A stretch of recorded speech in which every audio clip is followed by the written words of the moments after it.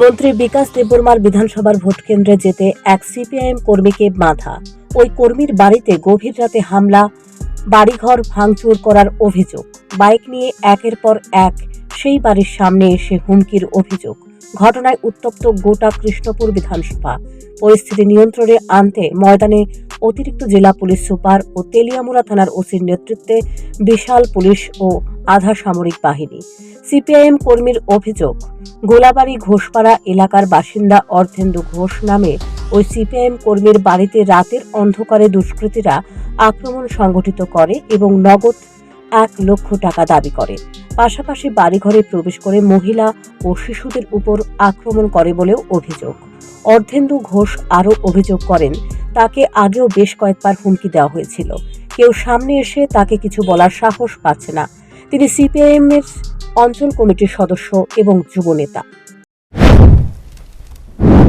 গতকালকে সন্ধ্যা 7টার সময় থেকে এই রাস্তা দিয়া 15 থেকে 20টা বাইক শুধু হাফ ডাউন করতেছে এবং অবস্ত্র ভাষায় গালিগালাজ, ভোট কেন্দ্র যাতে না যায়, আজকে যাতে ভোট কেন্দ্র যায় ভোট না দিই, এবং যদি ভোট কেন্দ্র যায় খুব খারাপ হইব। আমি ভাবছি যে অনেক আমাদের বিরোধী বন্ধুরা বাড়ি বাড়ি যায় না করছে যে ভোট দেওয়ার লেগে, তাই আমি ভাবছি আমারও যেন এরকম করবো, বা ভোট কেন্দ্র যদি যাই, যদি আমরা ভোট কেন্দ্রতে ঘুরে দেয় আমি ভোট দিতাম না। আমি এরকম আমার মনের মধ্যে সিদ্ধান্ত আসলো, কিন্তু দেখছি ঠিক 11টা পর্যন্ত তারা এরকম এইদিকে বকাবাদ্য করছে, বিশ্রী ভাষা। কারা? বিজেপির নামেই দুষ্কৃতীরা, কারণ তারা কইছে যে আমি সিপিএম করি, ভোট কেন্দ্র যাতে না যায় পরিবার সহকারে। কোন বিধানসভা এটা? 29 কৃষ্ণপুর 14 নং বুথ কমিটি। বিধায়ক কে এখানে? বিধায়ক হলো বিকাশ দেববর্মা, উপজাতি কল্যাণ দপ্তরের মন্ত্রী।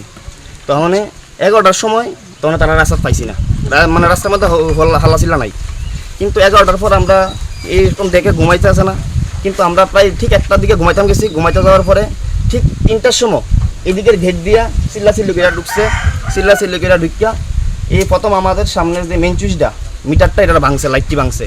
ভাঙ্গা এদিকে দাও দিয়া কুবাইছে, মুখে কালা কাপড়, এরকম বড় বড় দাও আছে এবং হুলিয়াবাড়ি করে গেছে। যদি আমরা ভোট কেন্দ্রে যাই, আজকে ভোট কেন্দ্রে যাওয়ার পরে যদি ভোট দেই, আজকে আমাদের রাত্রে, গতকালকে রাত্রে কী অবস্থা হয়েছে এর বেশি ভয়ানক অবস্থা হইব। এবং আজকে যদি আমরা বাঁচতাম চাই, আজকের মধ্যে তারা 1 লাখ টাকা নিয়ে দিয়ে দিতাম। কই দিতাম এটা কিচ্ছু কইছে না। এখন তো পুলিশ তারা আইছে, এখন কি ভোট দিবেন আপনারা? না, আমরা ভোট দিতাম না, কারণ আমরা রাজ্যের নাগরিক হিসাবে আমি ভাবছি গণতন্ত্র প্রয়োগ করুম এই ভোটের মাধ্যমে। কিন্তু আমি দেখছি পুলিশ আমার নিরাপত্তা দিব। যদি এরকম সুশাসনের ব্যবস্থা থাকতো, গতকাল রাত্রে এরকম ব্যবস্থা হইতো না আমার বাড়িতে। এবং আমার ছোট্ট 4 বছরের শিশু, অবশ শিশু, সে রাজনীতির সম্বন্ধে কিচ্ছু বোঝে না। আমার অবশ শিশুরা মায়ের খাটের মধ্যে নিয়ে আমার মেয়ের লইয়া ঘুমাইছে, জানলাটা সাফল দেখে দিয়ে ভাঙ্গা এরকম ইট দিয়ে হিলাইতেছে। মা চিৎকার করতেছে, আমার বউ চিৎকার করতেছে, এইসব করো না, বাচ্চারা মারা যাইব। হেরা কইতাছে বংশ নির্বংশ শেষ করে লাইব যদি আজকে ভোট কেন্দ্রে যাই, এবং এই ভোট যদি ফেল করে 4 তারিখ। এদিকে প্রশাসনের তরফ থেকে নিরাপত্তার আশ্বাস পেয়ে ভোট কেন্দ্রে যাওয়ার সিদ্ধান্ত নেন তিনি।